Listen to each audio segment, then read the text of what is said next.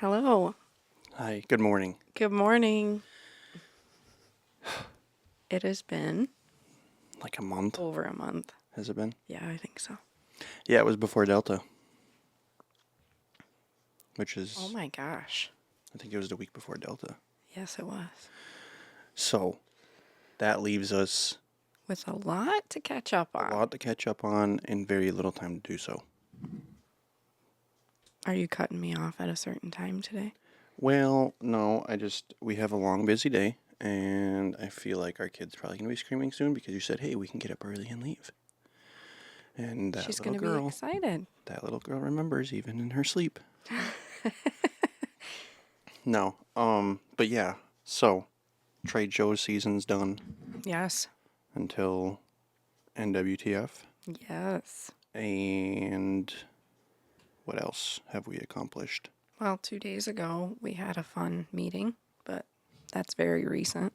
Yeah, we have that. So we're going to be a part of and forming a NWTF chapter up here. Mm-hmm. Pine and Spurs. Yep. Is and that what? Yeah, because so there's a new rep in the area, and which is super cool. But there's not one local up here, and there's never been one up here. No, the closest is like 2 hours south. Mm-hmm. Yep. Yeah, and Superior's probably a little bit further north, which is strange that there's one up there, but Teal season's in 2 days. That's crazy. It has arrived. We've done a lot of training with Willow. Yes. I've done a fair bit of work. You've been super busy. There is so much. This next month is going to be absolutely chaotic. October is going to be absolutely chaotic. Life's just been life. Yes, it has. Life's been lifing. And I want to take a little bit of accountability for not doing this podcast because my morning walks have been very, very important to me. And I think me wanting to get up and go has pushed this a little bit. Yes and no. I feel like if it's just like anything else. I mean, in a sense, this is just as healthy for us as it is for you to go take a walk. Sure. And to take one day a week away, or one morning a week away to do it. And even if, okay, we record this, Avery wakes up, we go to it all together then. You know, there is opportunities, and I don't know, part of it's probably to blame myself as well. It's just been so damn busy trying to carve out time to even... I feel like our schedules have been so busy that the last thing we want to do is put another thing on our schedule. Yeah, which is just oh my gosh. By the time you're to be done with your completely normal... honest, it's just a shitty excuse. Oh, I know. I agree. Because we kind of vowed early on that we were going to devote time to this, and we really haven't as much as we want. I know. And I miss our morning talks because basically that's what this is. Mm-hmm. Yeah, and I think there's going to come a point where we're going to have to figure out how to incorporate guests soon. Mm-hmm. Which will maybe... I think it's... The only issue that's there is, like, we record these early in the morning. So we'd have to flip-flop our schedule as far as probably doing something in the evenings. Mm-hmm. And then working around other people's schedules as well. Like after dinner, like after kids go to sleep. Mm-hmm. And yeah, it would have to be later, or, you know, probably later, and then dependent upon others, and then our following day schedule, you know. Yeah. Would have to be later in the week, Friday, Saturday, kind of a thing. Yeah. But yeah. I don't even know where to go from here. I guess where we left off was me headed to Oklahoma City. So I took off, went to Delta to shoot content for a couple companies and take photos and stuff. And then hung around for a few extra days. Oh, yeah. Met up with Dave. Mm-hmm. And shot a big giant list of stuff for Zeiss. Optics. Which is super cool. Yeah, that was fun to see come together. So I have a few things to kind of tie up on that. I mean, honestly, I delivered everything that I was obligated to deliver for the time frame in the window that we were able to shoot and the products that they sent. But them being a foreign company, there's a few things they want to tweak because they kind of want to appeal to all masses. Yeah. even though in Dave's word they hired a American Southern redneck to do it. Yeah. And he's pretty funny and witty and stuff, and there's just a few things they're like, I don't think the Germans would really like that. So we had to tweak a few things, and my schedule's been crazy busy, and honestly, Dave's tried to call me like the last couple days, and yesterday I was out scouting, would come in and cut out, and come in and cut out, and we'd break up, and I'm like, okay, I'll just call you later, and then all of a sudden I totally forgot about it. But yeah, and so yeah, we dealt with 104-degree heat and shot some content outside, and then we got sick of the heat, so we did a bunch of stuff inside. Set up a little makeshift kind of studio with... It looked great. Yeah. Did the Germans not think so? No, it was fine. It was just from like my perspective and angle of things, I wish we would have had better lighting. He was just kind of limited in what he had. He, like, literally had a couple of ring lights. Is about it.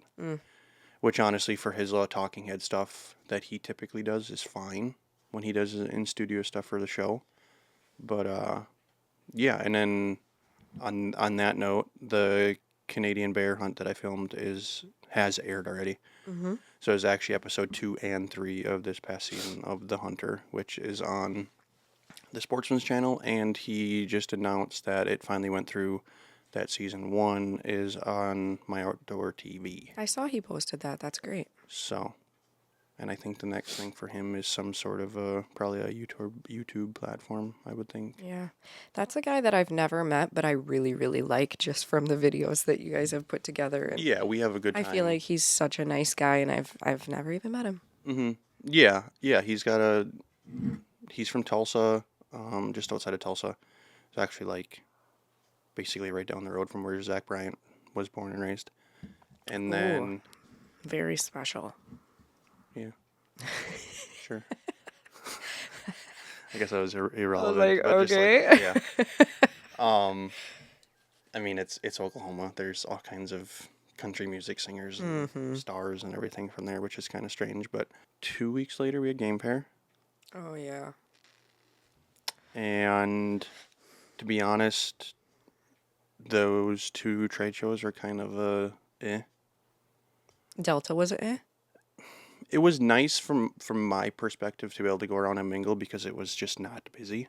Ooh. Couple factors, I think, is the venue was much bigger than Baton Rouge.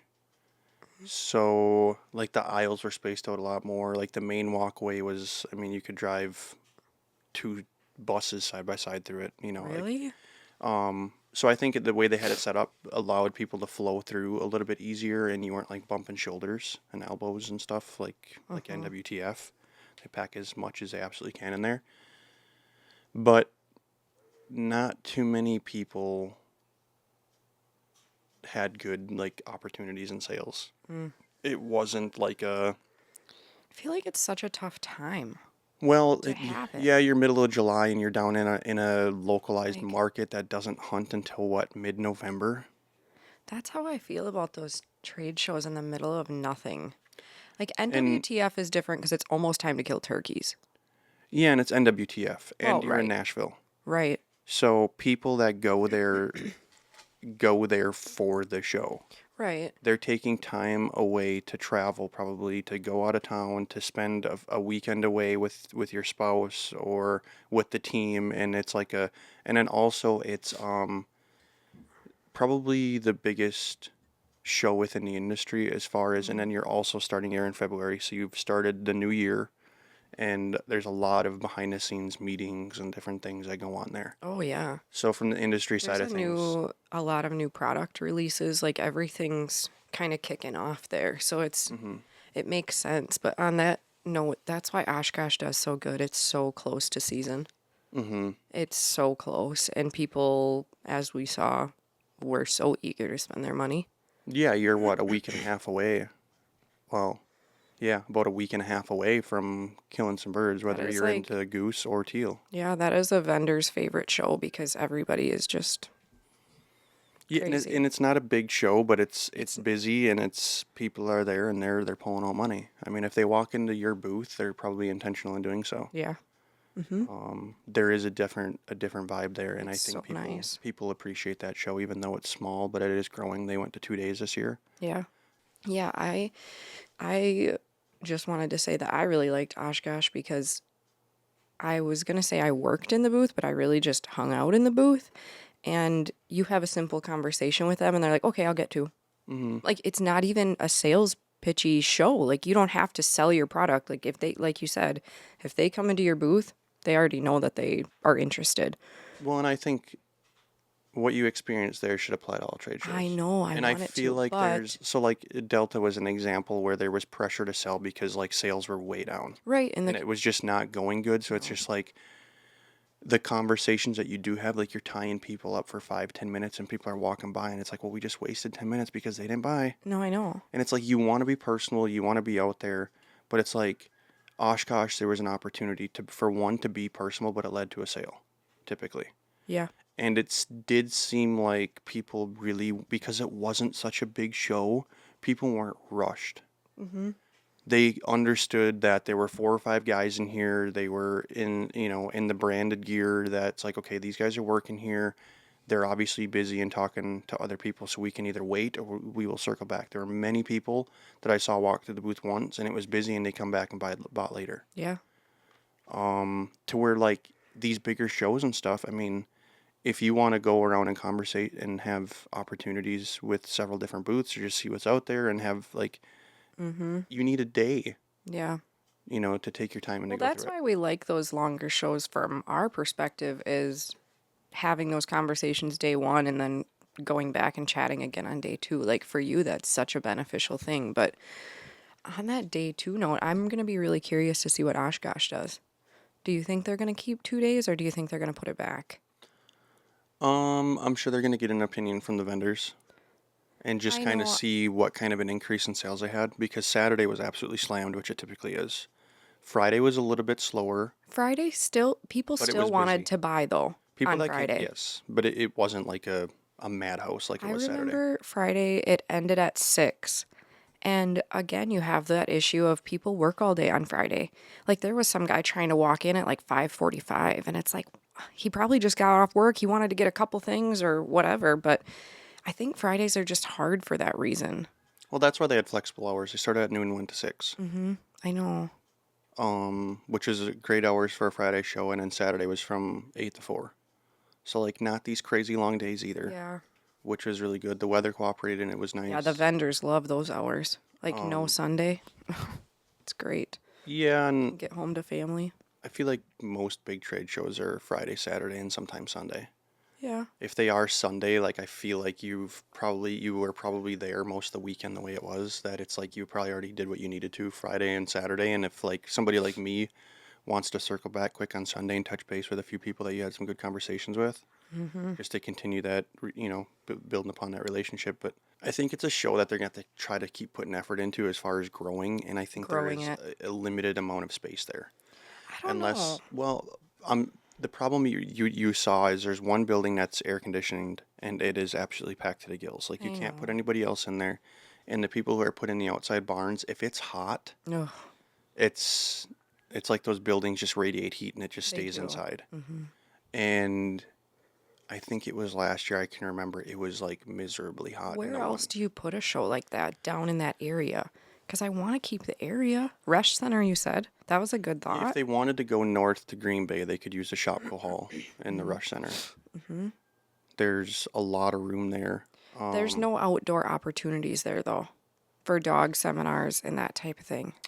There is, Call it, if well, no, I mean there would be, I think, but when Logging Congress holds it down there, I mean there's opportunities where they basically block the street and they use a side street for some demonstrations and stuff like that. So there's opportunities. The problem is you're not in the grass, right. kind of a deal. Now there is a ton of space for vendors to put stuff outdoors and have tents, Yeah. But you wouldn't really need it. but then you're so weather dictated as well. If it's kind of rainy and crappy, it's like the guys in the inside are going to do good because people want to get out of the weather. And if there's something they can do indoors, they're gonna. And then the guys on the outside are just like, we're gonna sit under our tent Yeah. and watch people run to the next building. Yeah. So it'll be interesting, and it's new. It's only on its 3rd year, I think. Yeah. So Or fourth. I think this was the 4th, but I don't want to, I guess, bash, but just game fair isn't it anymore. And I think the more I've been thinking about why game fair is going downhill is just one, like we used to go over there because we enjoyed seeing our friends. We enjoyed seeing everyone that we conversate with. And a lot of those companies and a lot of those people are dropping off. So now when you go there, you're like, oh, everything's the same. Nothing's changed.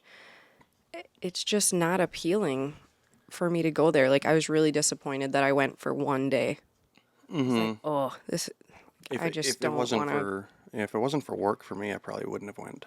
Right. And knowing if something doesn't change, knowing what I know now, like It's not going to if they until it changes hands. and if they want me to come over and shoot content and photos and stuff, like I'm more than willing. But like I'm gonna go over just to delegate my time there, and I'll probably run over the day of and come back the day of.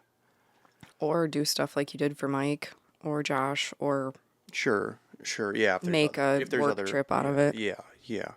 To where I'll just go run. I mean, it's not like I need to hang around the entire day in the booth. No. You know, I accomplish a lot in a few hours. Yeah. So, but I mean, yeah, and I'd be anybody who's familiar and has been to game fair, like I'd be curious to see what people's thoughts are because I'd love to hear that. there's through the years of us going, like there is a downtick. Like there was booth availability this year. The A lot of the biggest- people like in the brands that we've liked and like to have conversations with and stuff no longer there, or honestly compared to last year were not welcomed back, Yeah, that's which is crazy. absolutely insane that a call company basically got kicked out of there because they were calling too much. Yeah, it's a waterfowl show. Well, for one, it's a waterfall show, and I guess they were kitty corner to somebody trying to sell books or something. Come Like on. not at all waterfowl or hunting related, and they got upset and made a phone call. And Okay. middle of the show, so it was Pacific Calls, if anybody wants to know. Then they were told and like forced to move. They had to pack up their tent and go up, and they made an extra booth space for them up on Waterfowl Hill. Okay, that makes sense. From my perspective, that makes sense. Like, let's have these people in an area. Because I'm sure the books had to have been that older gentleman who sells the hunting books. No, it wasn't. It wasn't? No, it was some woman. She was, I don't remember. Because it it is hard to have a conversation when like there's... this year, he was up on Waterfowl Hill. He was. You know what I mean? And I understand spacing out the call companies. Otherwise, you're in an I area know. that's just like it's a competition calling now all of a sudden, and like you have 5, 6, 7, 8, a dozen booths, all call companies, all screaming on a call. I can understand. I can understand both sides. So they have to be spaced out in a certain aspect. But yeah, it is literally turning into a show for local companies to come and sell insurance and gutters and siding and like Roof. Like, you know what I mean? And it's like it's getting away, I think, from the core values and the root of what it is and what it was. big surprise for me was their number one sponsor, Yukonuba, wasn't even there. They had a huge booth in the middle. They had the dog cooling tent. They sponsored the entire thing, and they're like, "Nah, we're out." And I don't know what happened, but that's Are you sure a they big weren't deal. there? They were not there. I guess I didn't really walk around much. I did like one little quick hot lap with you. And No, Josh and Whitney said that too. They're like, no, they didn't go. And I don't know their reasoning, but it's like these big sponsorship brands that are having these meetings are like, oh, we're out. So the tricky thing there is I don't know. they don't necessarily sell product. And there's a lot of companies that go to these shows that do not sell product. I hate it. I hate it. Okay, you got to understand from a business side of thing. Okay, I know, but And I'm you there to should. spend my money. We're not. I would have bought, you know where I'm at. I understand, but like that's not our intent or our purpose to go anymore. We don't need anything. I know. And I'm They're gonna teasing me. no, but it's like you go to like Delta and stuff, and it's like the only two shell manufacturing companies that actually sell shells there is Migra and Boss. It's because they are direct to consumer. Right. You know what I mean? I think Migra is starting to tap into like where maybe they're at Rogers and stuff, but like you can go on their website and buy shells. To where like you can't go on Federal, you can't go on Heavy Shot, these other bigger brands, and buy shells. They're all box store. So unless if a Cabela's Bass Pro Shop Shield, somebody who's a wholesaler comes and wants to sell those shells. Okay, that makes sense. So like these bigger brands like that, and Yucanoe is the same way. I think the They first, sell samples and they give you discount codes. That's as far as it goes for them, and they're a sponsor to get people to do talking engagements, things that way. You know, Purina's the same way. Like you go to these shows of dog food, like they don't sell. That's just not what they do. right? So it's more of a show face. You get their people that they I have on know. board there to do their talking seminars and things. Like you go to Delta, like Yucanoe sponsors the big seminars and stuff, I know. the stage for their talking engagements. Mm-hmm. There's a lot of people that go to talk dogs. Mm-hmm. So that's the difference there. And I've had conversations. I apologize, I don't remember his name, but I shot them photos last year for Federal, and Oh, what was his name? Josh. yes. I talked to him, actually bumped into him walking by, and we walked back to the booth at Delta, and he wanted to know how things were going in touch base and stuff. And that's the things, like he said too, is like they released a new shell with Rob Robertson, kind of a collaboration shell there at the show. But it's like you just have people come in and what are you guys gonna do this year? And you have a quick little conversation and on you go. It's more about just getting your logo and your presence in front of people. I know. I am surprised by that. Because you're seeing two sides to trade shows. You're seeing people who are dying to sell their products and sell out, and there are people who are like, no, we don't have our products. We're just here to chat. And it's like, what? Well, it's just a business model they're in. Yeah. Mm-hmm. That's 100% what it is. It's just a business model they're in, and you know they're giants within the industry though. Mm-hmm. I know. They can afford to put up the biggest booths at these events and not focus on sales. Yeah. You know, it's they're having industry meetings, they're out mingling, they're, you know, getting the people that are, you know, like Benelli, the shotgun companies, they don't sell shotguns. So I know. I have a thought that I just want to put out there, and maybe I shouldn't, but I'm going to anyway. Oshkosh Women's Zone. I have been so tempted lately, and I've actually been drafting something in my notes of sending them an email with like my thoughts, recommendations for next year. Like they have to do something better with that. I'm just So I mean, they disappointed. have just a big outdoor tent, and I feel like It's not big. But considering a typical trade show, outdoor trade show tent, it's pretty big. Yeah. There's a couple issues I think within that is location. If they want women to be involved, they need to figure out where they could set that up that's a little bit better to get eyes and, you know, it being a little bit more accessible in that sense. But I also think the energy and the behavior around it needs to change. I agree. And that's where most of my recommendations want to come in. Now, obviously, we walked into the booth and we're like, what's in here? Like, what is this? There was one company that, yes, was very cool, and I think they got a lot of traction. They were right at the front. It was like lotion, skincare, all of that stuff made out of their own Tallow. beef tallow from their own farm, all natural stuff. And people like that. Chapsticks, lotions, all that scrubs.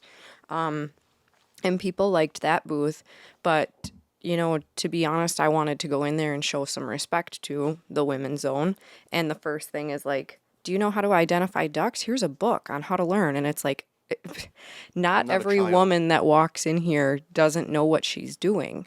Like that side of women in the hunting industry has to change. Like there are so many women that are very, very good at what they do in the outdoor industry, and we're not beginners. Like have a conversation with, you know, have a conversation of what do you like to do? What you up to this year? How's your year going? Like figure out that, hey, I'm just starting getting into shooting. Okay, great. Let's have a conversation revolving that. Or, yeah, I got a few trips planned again this year. Like you can just be so much better about how you present yourself in these women's zones to not, one, push people out who have been doing it for a really long time, and being welcome to anyone. Yeah, you got to be open arms to everybody, but those conversations need to be free flowing and just see where it leads. Yes. Because you're also going to have women that are going to come that are new, but they're going to be Great. but they're going to be hesitant to say anything. You know what I mean? They just want to come in and have a That's why you need the conversation right people in the booth. and mingle. And if the first thing is you're trying to throw, an ID card in front of their faces to know their ducks, it's like, I actually haven't even started yet, or whatever that woman is thinking. Like, I've never duck hunted. I just wanted to get into it. And now it's like, well, I don't know my ducks. Should I not be hunting? Like, look at it from every level of a hunter. sure. And that's why part of me really wants to donate my time, volunteer, whatever, to just get that type of energy into the booth, because it's either one side of, I know everything and you're a beginner here, or the people that are completely clueless, that are acting like they've been in it for a century. We have to just get the vibe in that women's zone more comfortable for every level of hunter. Well, I think the thing they need to do is they need to identify their purpose of being there. Right. Is it to just get more women in? Okay, well then Yeah, what's say your that. purpose? Is it to just try to continue to grow that community? Is it to try to establish that, hey, there's Is it? women in the waterfall industry, and we're going to create something that's welcoming for you guys too? Now, I can step back and say maybe their mission is to get brand new women into hunting. But I think they need to I identify get that. But yes, identify that. And I'm going to say my snooty little comment from the weekend. It's like, there are women who do this all year round. We don't need a women's zone. Like, we should be able to mingle with the entire trade show and be welcomed in with every, the booth that can. Having women's options and welcoming women in and having women in the booth. Like, that's a big deal to me. Well, but you've been tapped into the industry for, I mean, as a consumer going on 10 years. Which, yeah. You know what I mean? Like being able to afford, these products and stuff that way, to where you are one of those women that will mingle and will walk around, and just like me, you're going to talk to almost every single booth if we have an opportunity to. Yeah. It doesn't have to be a women's booth. No. And that is the difference if you go to that show compared to the next. Like, you're not going to see a women's devoted area to different things. That's what I mean. I'm like, Now, I could understand there like maybe being a seminar, but promoting it properly and labeling it as, an intro to duck hunting. that's what they did last year. You know. Okay. So that's why I think their mission might be beginner's welcome, because intro to calling for women, intro to shooting for women. Like, that's what no. Told you. Damn it. No. No. She's fine. She's fine. Do you see how my momming has changed over the last year? I'm like, gotta go. She's awake. And now I'm like, you're fine, kid. Go back to sleep. I feel like the reason I get so passionate or into this or upset with this, whatever, is just because I want it to be good for all women. So I'm gonna compliment you in saying that you're definitely an outlier. Why? Because, I mean, for one, like anybody who knows our story, you got me into duck hunting. Well, I know that. You know what I mean? Like, it's not that you're cocky or overconfident or anything with it. It's you've lived and breathed it the majority of your life. Mm-hmm. So you can go around and you can mingle with anybody. Yeah. You talked about it last year, like you went and, Jake with JT Calls, like helped you call. Like you grabbed the call and started blowing into it at a trade show. Yeah. There's not many women that are going to go do that. Well, no, and to be honest, it was a little bit out of my comfort zone, but it's something that... Of course, but you're trying to get better and stuff in those assets too, and finding the right call, all those things. But, I saw, like, after the fact, there was a few other girls that showed up for Saturday that were in the women's zone that are a little bit more involved in the sense that they know what they're doing, they live and breathe it, they're diehards. But I mean, outside of that, it's like, I think is it just a place that you're trying to be friendly and just allow women to come in and mingle?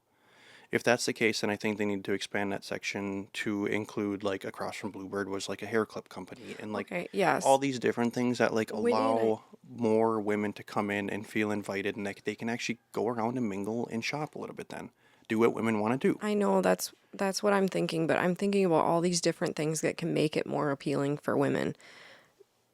have the shopping. Women like to shop. That hair clip company and decorations company and earrings and all of that stuff. Perfect spot for the women's zone. Now, there wasn't a woman working it, but oh well, it's for women. There was nothing for a man in that booth. Mm-hmm. And so that can go in there. I had a really random thought pop into my head, like have a dirty sodas company in there or something for them to drink. It doesn't even have to be dirty sodas. Have something for women to drink in there so that you can go in there, you can have a drink, you can relax, whatever you want to do to appeal to women. Mm-hmm. I'm not saying alcohol, just to be clear, Yeah. but have a coffee. Here's have a coffee, or like the dirty sodas is such a hit with women. Like, why not do something like that in there? But the shopping aspect. And then I don't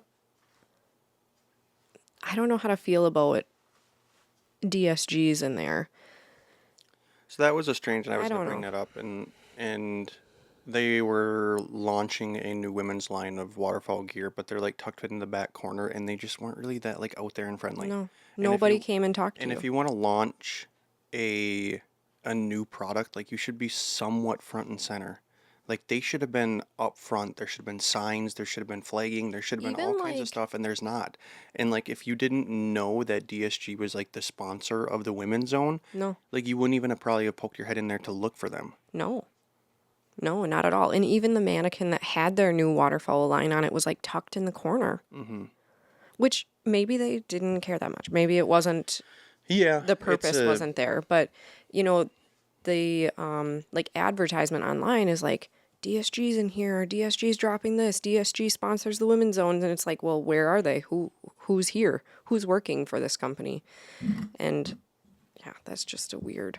Mm-hmm. But I think they can really do well with the women's zone if they get one, the right people in there, two, the right vendors in there, and just make it more welcoming to everybody. They're trying to figure it out, and I'm sure because it's a very specific thing, there's probably very specific people that are trying to do that outside of whoever's organizing the show. I really, really want to do some research. Is there a call company out there that is women ran or women owned or anything? It's all like husband wives and stuff. Well, fine. Fine. Like If there's so a like if there's a wife involved, like get that company in there. George, so like he was there, the legendary calls. Like George is pretty open. I think his wife was there. So I mean, there's those kind of things, but like, how involved is she really? Like, she might do Well, like yeah, all of customer service and like help all with things I'm packaging and just stuff. trying to But I help them doubt, expand in the right direction. yeah, I doubt that it'd be pretty out there if there was like a women specific call, That'd be which sweet. there isn't. No. I'm not saying specifically for women. I'm just saying, did a woman come up with a certain? I doubt it. Yeah, I'm just I trying. mean, there's competition callers and stuff that are women in that, but I don't know. I don't think that's the direction they want to take it. The kids zone is really good.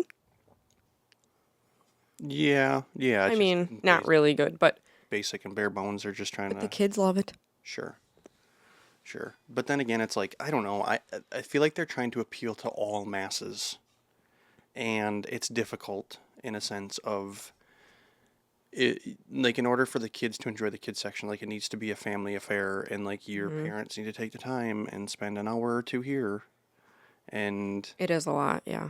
it's hard for parents also that are eager to go to the show for what they want to go to. Like they're not, hey, do you want to go to a trade show because there's gonna be a kids center? It's not why they're going. No. So you know what I mean. And then it probably creates a situation. It's like, okay, honey, go take the kids. I'm gonna go walk around. It's Yeah. like, okay. Mm-hmm. So I don't know. And it's new and it's growing and it's fresh and they're trying new things. This year they went to 2 days. You know, so I'm sure there's public opinions, and I know they were very quick about talking about Friday. Like at some point early on in the show Friday, like there was already rumblings that if it stays really slow, like they'll probably just go back to 1 day. Mm-hmm. So I mean, they're out and about and they're trying to figure out and they're feeling it out with the vendors and stuff. But Saturday seemed to be just as busy as last Saturday, and I mean, we hung around with Lucky Duck and the guys there. We had a really good time with everybody. Yeah, we did. But then, like Saturday, they pretty much walked out of there with empty pallets. Yes. You know, Migra walked out there. I think they sold out of shells. I'm sure Boss did. So, if Saturday was competitive to what Saturday was last year, and then they added Friday, and what we did see was like it was consistent and people Yeah. were selling, so they should have had an uptick of sales. Yeah. So if these companies can equate that, like, okay, we had, you know, basically an extra half a day in a sense, an extra day in town, we get to hang out and associate with people and go get some dinner and stuff that way. Like, I think the overall benefit of it was probably a positive. Yeah. Even if it wasn't like if their anticipation was is to have like another Saturday on Nope. Friday, like it which I don't wasn't think going to so. happen. So I don't know. It'll be interesting to see what they do. Long story short, I love Oshkosh. I loved Oshkosh. It was an amazing show. I have that brain working about how to do things differently. So they need to do some research and figure out because years ago they used to do the Ducks. I think it was the Ducks Unlimited banquet in Oshkosh. Expo, the whole deal. And I wonder where they did that. I'm sure there's got to be some other venues and stuff too, because I think that it's going to get to a point where the rumblings are getting around that it's like it's a seller show, like people come to buy, and that's appealing to a lot of people. So it's how can you continuously build, and I guess there's plenty of outdoor space. Do you just start there? Just start to expand outdoors. That's what I think. Allow people to bring tents and things, and go along with that and just see where it leads. And if it gets to a point, it's like, okay, we could actually like figure out a bigger venue, and where can you go then is the question from there. Yep. Because they're utilizing a fairgrounds with a few indoor buildings. Yep. I don't know. It'll be interesting. And then I guess to circle back, like Delta, they're moving every year and they're going to Des Moines next year. Which Closer for us, but such an odd spot. so Is it an odd spot? yeah, so I'd be another curious conversation to have and see what people's thoughts are of the Delta Waterfowl Expo going to Iowa next year. And I think the idea of it being a floating location year to year is kind of cool. But then it doesn't really necessarily turn into a repetitive like annual trip like some of these other shows will be and are. I mean, you had Ducks down in Memphis, which apparently was an amazing show, super busy, slammed, but it's Memphis. The people I talked to, they're like, as soon as the sun is setting, like we're back at the house. We are not staying out.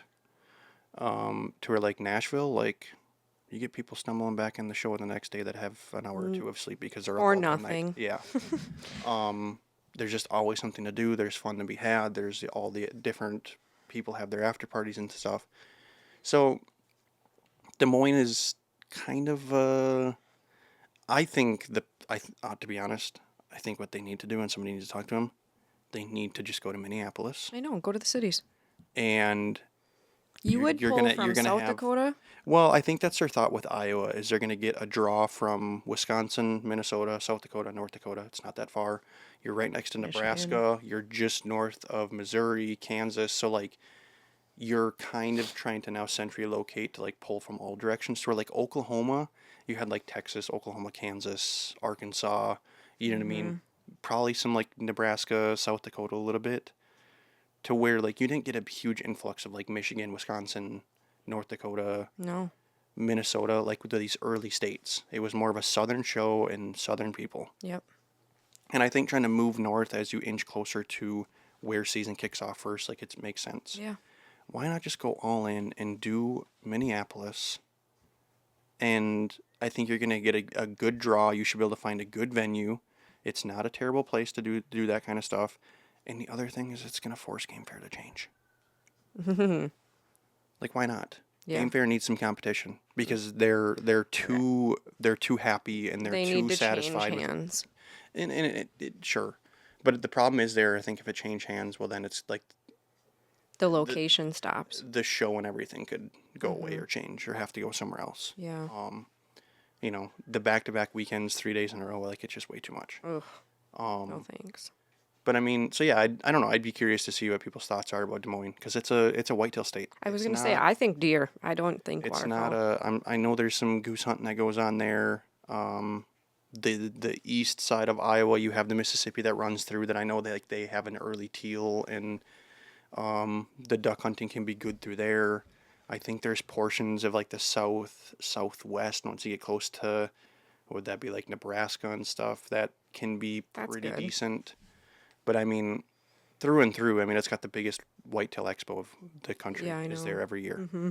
So I know there's a venue that can house it and everything, but I'll just be curious. And maybe it blows the socks off. Who knows? Yeah, we'll see.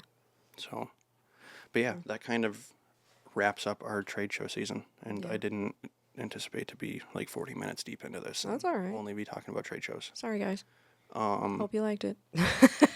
No, it's just an interesting thought and like, Yeah, topics there really all is. all the time with it. And people who enjoy trade shows enjoy them for a particular reason. Yep.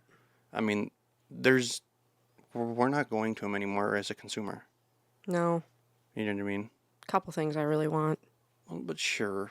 You're always going to want to upgrade things. Yeah, They of come out course. with new products and you really like the company, of course you want to go buy it, but Yeah, and honestly, it's come around for trade shows for me to, yeah, it's an opportunity for me to work and to pick up some work. Like Delta presented a really cool opportunity for me that might turn into an absolute insane thing, it's going to be a big journey. which is under an NDA, so I can't say too much. No, just but- leave it at that. But I mean, like for next season and starting this season with some things and potentially working with some of the biggest brands in the industry. Yeah. And to where there's always those opportunities, but I'm like not there to chase work. No. You know, I'm not going to every single booth with the intention to try to get them to give me some work. No. You know what I mean? I'm looking for that one conversation that could change something for me, Yeah. kind of a thing. And then obviously there devote my time for why I'm there anyways. If somebody's paying me to be there, like that's first and foremost. But then it's just, honestly, it's the friends I know. and it's the people. You know, it's like honestly, like going to Delta, like seeing Wade, like a phenomenal dude, and like trade shows have become like the only time we ever get to see the guy now. I know. Being able to mingle that way, and I mean, like Oshkosh turned into that this year. I know. It just turned into a freaking hangout. I know. It And really was It nice.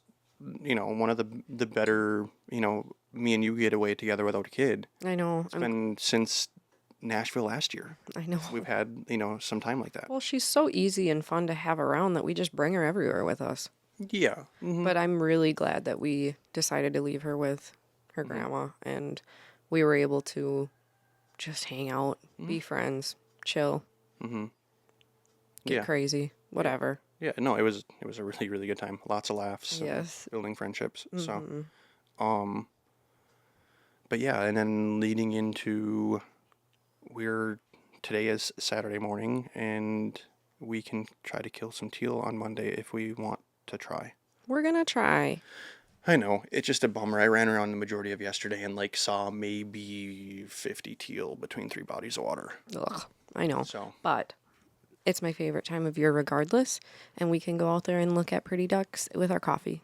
yeah, I can just get some cool footage like I Man, got there's last year. always a lot of woodies around. Yeah. It's so stupid. So, That was an interesting. Sorry, go ahead. What? You have a thought? no, it's just another interesting topic that I think we can get people to engage on and start to have conversations about. Teal season's been a hot topic. Yes. Not I understand like the guys at Midwest Flyways had a clip go out that was a lot of people saw that it should almost just go away because all you're doing is educating birds and like Pushing birds out of the area. and opening ducks, like opening duck weekend the way it is, like big duck season, like you're shooting a lot of teal the way it is. And there's places that's like typically all you shoot the first couple weeks anyways. Some wood ducks, your few local mallards, and then you're waiting for new birds to show up. This could become a long conversation. But if you circle back to when we first started, like that did reign true. It was teal, a few ringnecks, if we were lucky to get a woody or two, or real early light, and then maybe a mallard. But since we've It has changed. since we've changed tactics and we've gone to different places and we're kind of expanding a little bit things, like we've figured things out to where like we can be We a know little where bit more specific of what kind of birds we want to get. We know where the big And ducks are, and We're gonna get some teal too there early season. yeah, Not like the other places we've been, but So it is an interesting thing, and I do, until weather really changes, there's nothing that forces our local ducks to move out. Right. If So you, that's where I think that conversation hit off is we do not hunt fields here. So ducks are super comfortable and they've found their food source relying on water. yeah, And until something forces them to move, and I think a lot of times for our early season is they're used to obviously weather. So if we have a good cold snap, they're going to start to push out. But I think what really starts that movement is pressure. yeah, And I think if we continue to put pressure on them early season, so like, let's say we go hunt our little honey hole and there's not a ton of teal around, but there's a ton of mallards and there's a ton of wood ducks and stuff, and we're working all these birds into our spread. Well, for one, we're just educating them. We're going to give them a pass. And if we have some teal come in, we're going to shoot those, and we might shoot 2 or 3 times. Well, now we're really starting to educate the birds that are there. And they're not going to want to leave. So they're going to tuck back into their little nooks and crannies like they always do when they get pressured and they get stale. And it's like we're just starting that process so much earlier. The only thing is like, okay, yes, we get new birds. That's not the problem. That's not the topic. That's not the argument. if you are relying on local birds for your opening weekend success, We are. yes, if you are, then I can understand how teal can have an impact. But we're not killing hundreds of teal in But you're 10 still, days. oh, sure, but we have in the past, but we're still educating birds that we could be not putting any pressure on, and it'd be that much easier to have an opening day success. Sure. I just don't know. Because I don't like we're not in. Sure, we've been dipping down into the 30s here. We've had some borderline. We've had frost warnings, but we haven't had like a big strong wind to where I don't like. Yes, there's more birds. Like when I did run around compared to like when we went out the last time and trained Willow compared to when I ran around yesterday. Like there's more birds, but it's an assload of wood ducks. Oh, right. That always happens. Teal are hit and miss. A few years ago we had a banger teal season. The last couple have been super slow, and we're just out to be out. That's how I feel. I don't feel like we're going out shooting a ton. Like, No, but I think the argument is like if you go hunt and your goal is obviously all we can shoot is teal, but you're hunting a place that you're having repetitive flocks of a dozen mallards diving in on you. yeah, I don't want to hunt those spots. So I think that's the argument. I feel like if you have a big duck hole, you want to keep them comfortable there. The only kicker is if we don't hunt, somebody else is going to be on that water anyways. I know. Because not everybody can align and have the same thought process. And I think there's a lot of people that are just eager. There's also a lot of people who claim to be big diehard waterfowl hunters, and by the 3rd week of October their stuff's packed up and it's back in a box and they don't touch it until next year. So this is an opportunity. There's nothing really going on. It's early teal and early goose for the next couple weeks, really. You can't bow hunt. You can't bow hunt yet. You can't grouse hunt. You can't do anything. There's nothing and else to unless do. if you have a bear tag this next week, like you're doing nothing yet in the woods as far as being able to fill a tag. Yeah, it's a very So- tempting time for people to get out. And then the weather, it's warm, it's nice, you know what I mean? Like you can get out that way. So I think it just presents an opportunity for people to get out Yeah. to where you, like, that's where it's like, okay, we might as well just go because other people are gonna, and every body of water around here that could house a teal, there's gonna be people hunting it. Yeah. So might as well just go join the party, have some coffee, maybe we can shoot a few birds and we can, Yeah. Willow can get some feathers in her mouth. Yeah. But I mean, if I knew there was bodies of water that not a lot of people were hunting and there's not a lot of pressure there, I'm gonna leave it. Yeah. And this year might be a little bit of an outlier too because teal season starts Monday, which is Labor Day. So I mean, people are gonna be off and there will be people hunting. But then you roll then into what? the week, Yeah. so you're gonna wait until the following weekend where it's gonna get busy again. Yeah. And I think And then there's 2 days to hunt, and that's it. yeah, and then it ends the following Wednesday or whatever. Tuesday. Yeah. Tuesday's the last day. So it is an interesting topic, and like even you get down south, like I talked to Pete, and I forgot about it, but they cut their teal season down in Texas by a week, That's or just like 9 days or that's something. odd because there's so many teal down there. Yeah, and I don't know what the reasoning is. We don't have those numbers.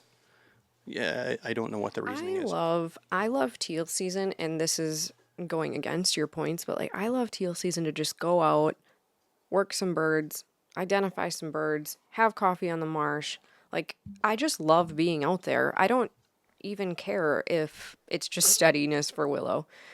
I just want to be out there again. And I think that's what your point is like, there's nothing else to do. People are going to go out and sit. It's just excitement. But I think if we're going to do our main spot, I don't think we should sit that hole. Sit a little more up front, like leave that honey hole alone. Yeah, we'll obviously talk about it, and I think we have a busy day. They may go there to chill. Like, they might go there to chill when people are shooting teal up front. Well, yeah. I mean, we'll obviously talk about it and put together a plan to try to get out Monday because, I mean, we might as well. It's opening teal. I want to start to be more active on putting together some long form content. Mm-hmm.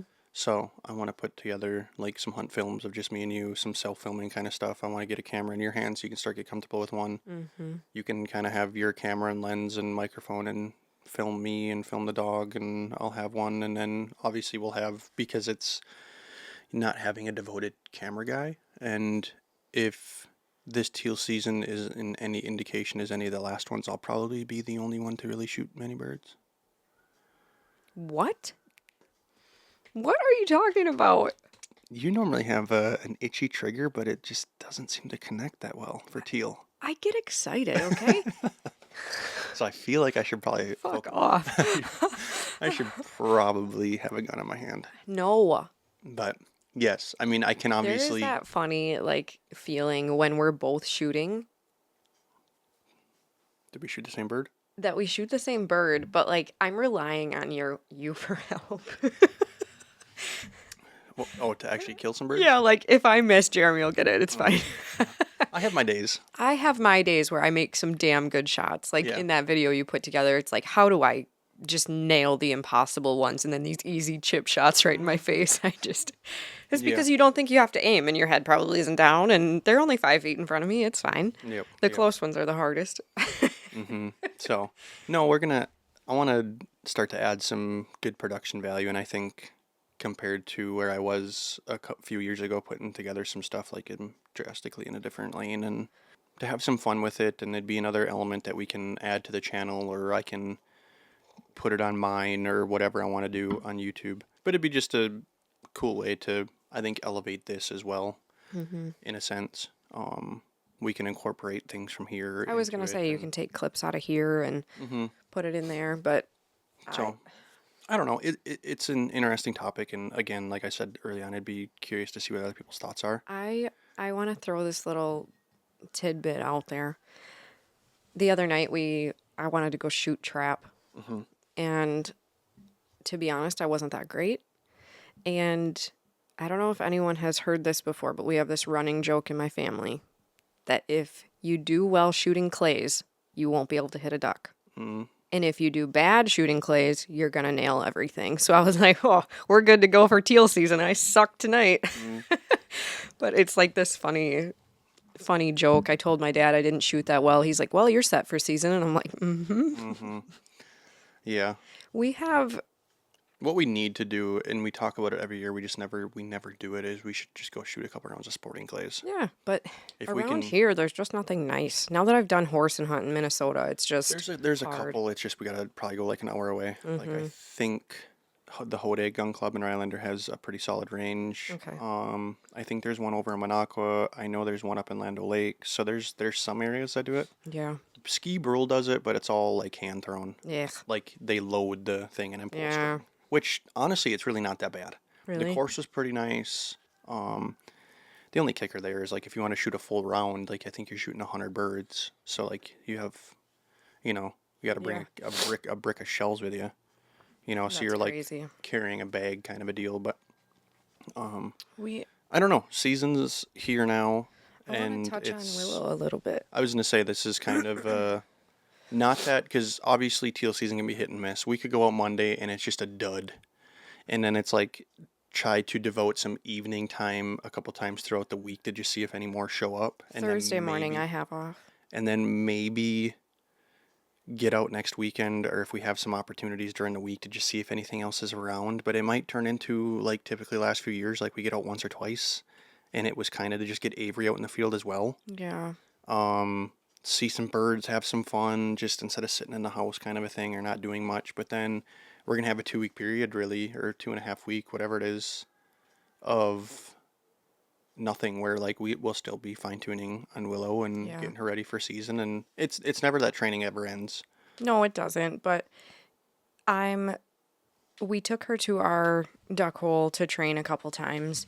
And the big difference, obviously, between what we do here at the lake is just the cover and the barriers that she has to push through out there. And we just don't have anything to mimic that unless we continually go out to these marshes and work with her. Yeah, we got to load the boat Like, up. how and do we you gotta go out. expect this dog to work great in an open field and then we throw her in 3 foot tall rice and it's supposed to be the same thing? And now, granted, she did amazing, but if you got to whistle then her that's again like when if you she's would. beyond 3 barriers and she can't see you, like, how the hell do you help this dog? So that's where like the vocal cues, obviously. It worked. She couldn't see And me. I've and I always just- thought about that in terms of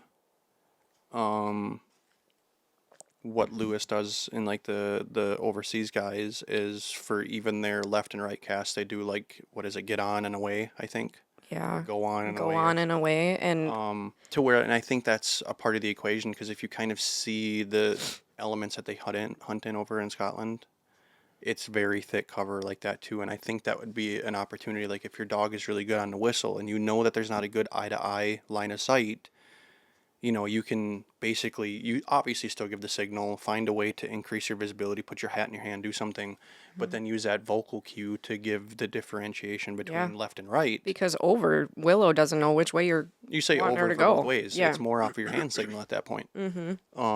So it might be an added element that we could try to start to incorporate. I don't know. But the problem we have is typically teal season's super thick, and then they'll start harvesting rice here soon on a lot of these bodies of water, which will knock a lot of it down, and then eventually, like when duck season really starts to kick off, mid-October, early October, when we get new pushes of birds, like a lot of that's starting to die off, and Yeah, it water doesn't levels take come back up. much for that to die off. It really doesn't. Where our cover changes pretty dramatically. But yeah, I mean, we got to that honey hole and I'm like, oh my gosh, if this isn't going to be difficult. That's honest. Like another thing too is just the added element of having a good duck dog and that eagerness to get back out.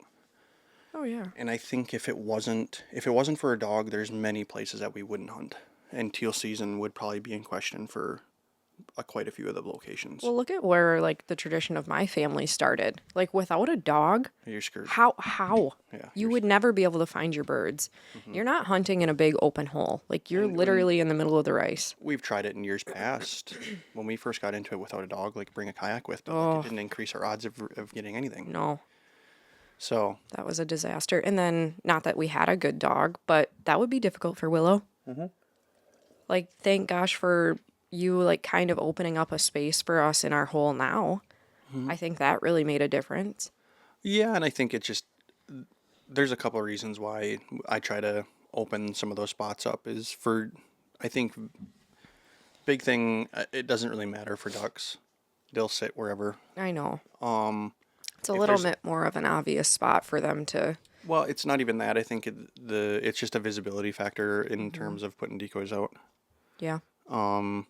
Just open it up a little bit so that, and then if it's so tight and congested with, you know, rice and stuff, like you're not going to get any decoy movement, and then your visibility's horrible. So, and then the factor of trying to, and I think this is a good topic too, of doing what we can early on in the season to set her up for success. Yes.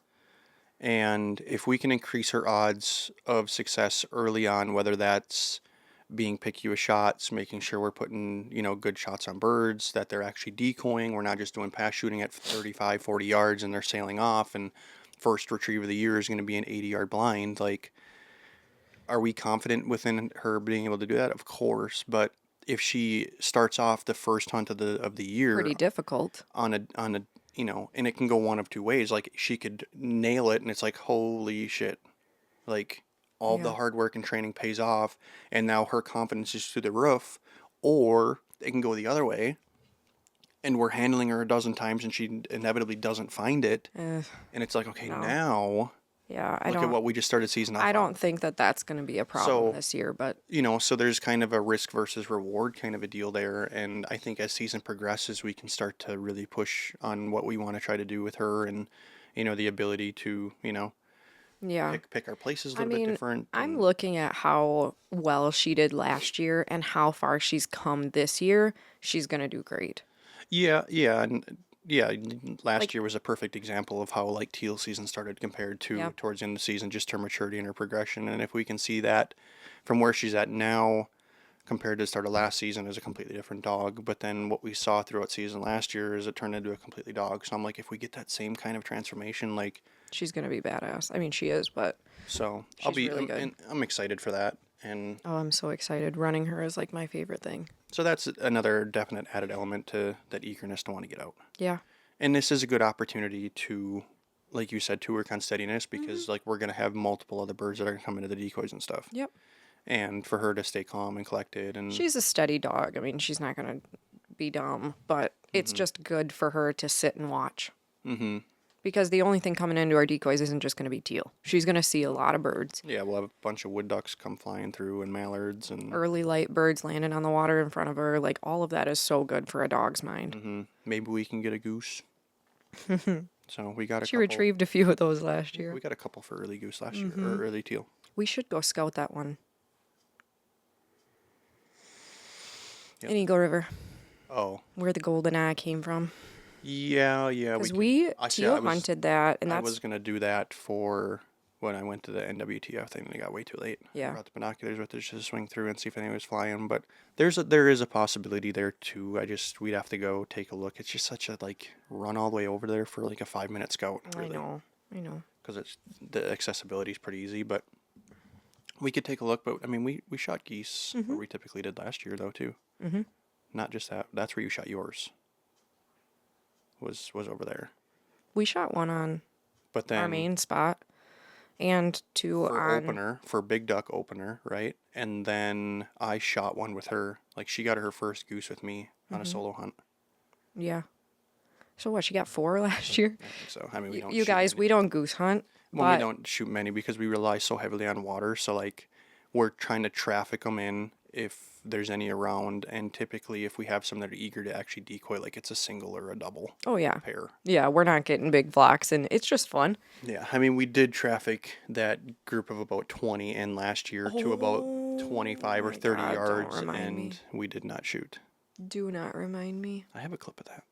Jeremy. They were like freaking houses on top of our heads, and we're just I like, know, 'cause it's- "Oh," and Jeremy's like, "Hey, they're like ducks. They're just gonna work again. They're just gonna work again. They're just gonna work again." And I'm like, "There goes all our geese." Well, I was so mad. I was like, You- I was so upset. See, I love you, but like, I need to be able to call the shots sometimes. you wouldn't have called it either because we made the agreement together in the moment there. It's all on video. Okay. I have the recording. Let's make a agreement See, I think the problem there that is you call shots one day, I call shots the next. we're going to be doing a lot of 50-yard shooting if you call. No, we're not. I've seen you.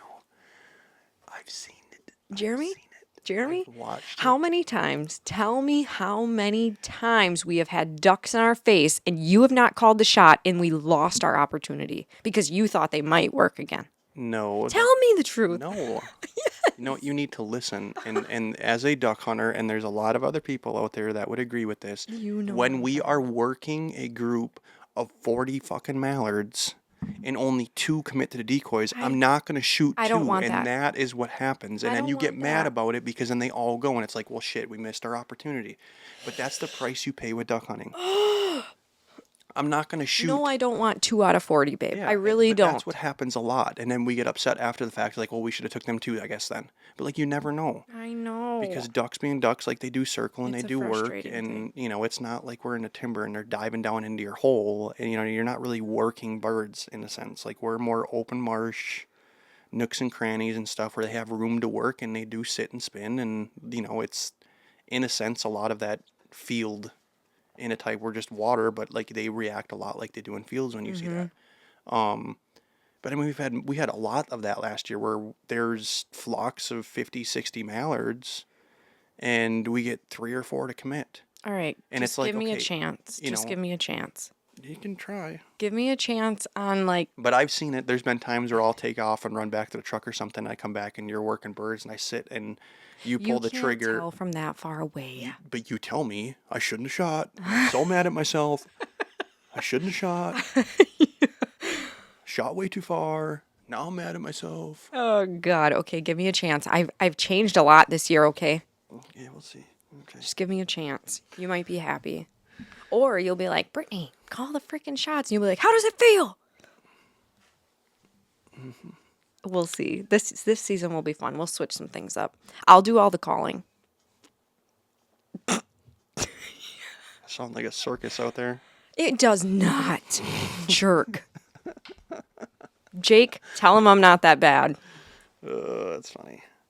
I sound like some bike horns out there. Oh, you liar. Don't paint that picture on a social platform that I suck, because I don't.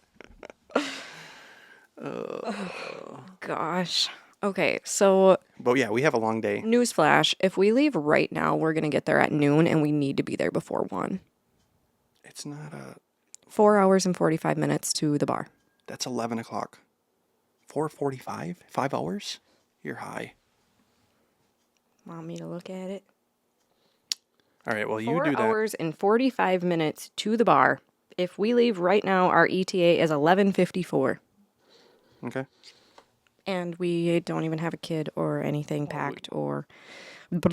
Okay, but worst case scenario, we're staying tonight. So we need to grab one set of clothes, a few bathroom things, my camera gear, and we're gone. Okay. But yeah, we have a long day. We We can say it. Yeah, we're Because going this will drop later. Yeah, we're going to a little surprise birthday party for Mr. Kyle Hendricks. Mr. Kyle. Avery And- calls him the silly guy. Yep. And then a rodeo to follow with Josh and Whitney and the whole crew. And then, depending on what time that wraps up, I feel like maybe we'll just boogie back home. Depends how much you want to drive. Because I feel like with the lack of birds and the undecisiveness of where we actually want to try for opening Teal, like we should probably run around some tomorrow. Sunday. Mm-hmm. And then we also have, I mean, regardless, even if we stay, like we have a lot of work to do. Mm-hmm. As far as just pulling some decoys out, charging some stuff up. I really want to brush in that other panel blind. We have grass. A lot of it's going to be dictated by where we sit.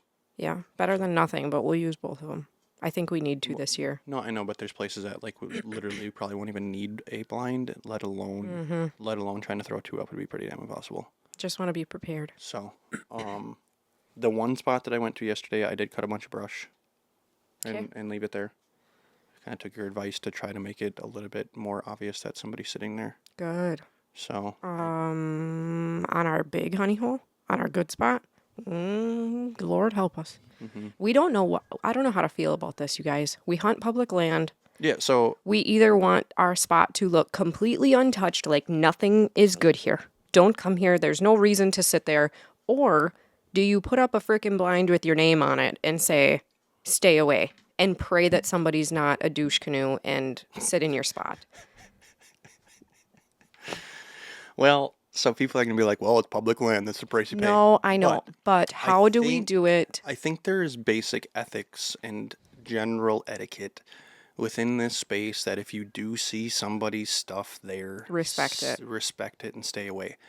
The problem that we have is not everybody falls into that category, and you get the douche canoes who are like, it's public land. I'm there first.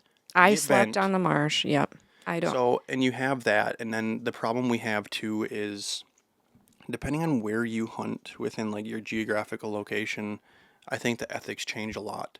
Where if we were down in the valley or southern Wisconsin, where you are one of, if you're lucky, a dozen people that hunt the same body of water, and it is a race to the good spots every single day, I feel like things change a little bit in your head of, you know what, I know that spot's good.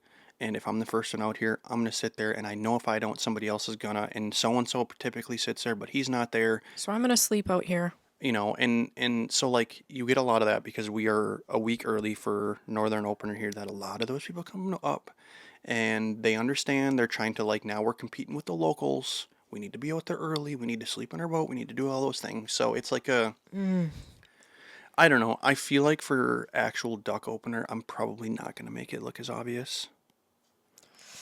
Because I think a lot of those southern guys, no offense, come up here, and if they do see something obvious, they're going to go They check it see a out. blind, they're going to sit by They're going to it. check it out, and you know what I mean? And they're going to see that it's been hunted, and I hate the anxiety of opening weekend because Southern Zone opens a week later, and you're like, you have no idea if this year you're going to show up to the launch at 3 a.m. and there's already 6 boats there and 3 people sleeping on the marsh. I hate the anxiety of this. well, shoot, a few years ago there was an entire camp on the marsh. Literally, campfires, tents, the whole 9. They And hauled a shitload of pallets. Opening weekend, and we never saw them again.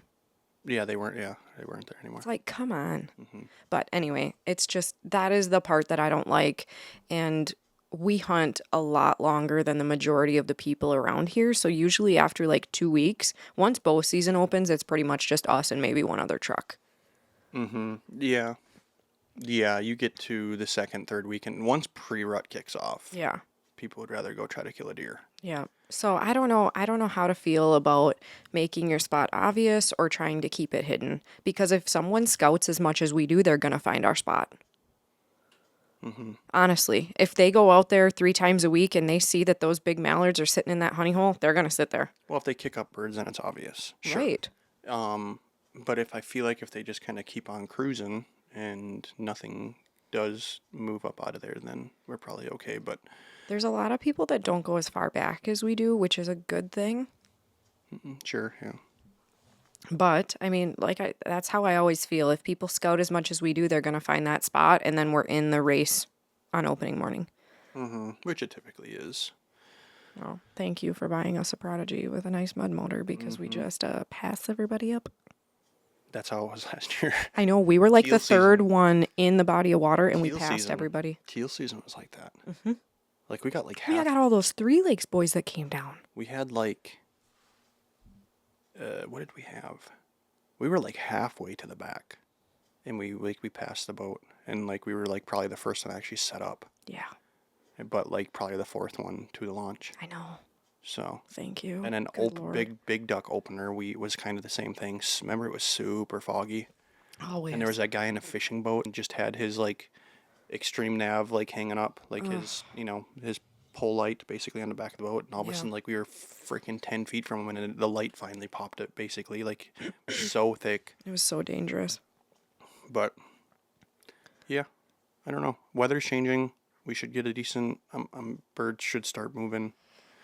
The problem is too with teal is like teal are water. So Yes, that's good the job, benefit Jimmy. we. That's the benefit we have here is the habitat that we do have the possibility for them. It is here, so it's just they get them to stop and hang out. To where you're gonna see guys in like southern Wisconsin, the Valley, hunting the Mississippi. They have absolute banger teal seasons Of course. because I think it's just there's so much more of an abundance. But then again, like what was it 5 or 6 years ago? Like we went out that time with your dad and got a 3-man Yeah. of teal Yeah. in an afternoon, Yeah. mind you. Yeah, it was. So Yeah, I that's don't know. So it's hit and miss, but what I saw yesterday, it was just like, I guess know. we'll just go out and have a good time. And have a coffee on the marsh, watch the sun come up. so I don't know. Either way, I'm looking forward to it. Me too. Get back on the marsh with you and my puppy. Gets me excited And for our girl. Yeah, she'll come. Avery is going to hunt a lot this year. I bought her some thermal layers and nice wool socks. I just got them yesterday from Amazon, so she can be nice and toasty. I mean, she won't need them right now because I think it's supposed No, to get back into the but 80s next week. she's going to hunt a lot, so I just want to be prepared for anything that might come up. Yeah, we had a really good cold snap. I mean, it was like highs in the 50s a couple days this week. Low of like 38 we hit one morning. We had a frost warning Thursday night. It was super. I got not to show you that stuff. I got some incredible drone footage yesterday. Nice. So with the fog over the water and so stuff, cool. the rolling hills, and it was like settling. It into the was bottoms, foggy and it was just yesterday like, yeah, morning. it was awesome. Okay. But yeah, I feel like we could keep talking for another hour here. But I yeah, know we that's kind what of- happens when 'cause, we like, only I didn't have- even touch upon any of the fun work stuff I have going on. I know. But Until next time, next time, which we'll probably do one right away this week and we can talk about how opener went. Okay? yes. Agreed? Well, I need you to be motivated and excited and ambitious Just don't to ask want me at to. 9 o'clock when I'm falling asleep if I want to get up Okay, well, early. this stuff has been set up for what, 2 days? Okay, I suck.